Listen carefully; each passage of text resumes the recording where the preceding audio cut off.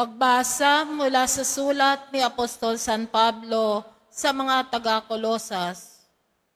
Mga kapatid, dati kayo'y malayo sa Diyos at naging kaaway niya dahil sa inyong kasamaan. Ngunit dahil sa kamatayan ni Kristo, ginawa niya kayong mga kaibigan upang makaharap sa Kanya ng walang kapintasan, banal at walang batik. Subalit, kailangan kayong manatiling tapat at matatag sa inyong pananampalataya at huwag bayaang mawala ang pag-asang dulot ng mabuting balita na inyong narinig.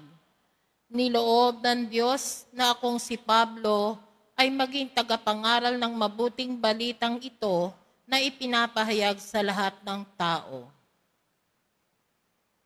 Ang salita ng Diyos. Salamat sa Diyos.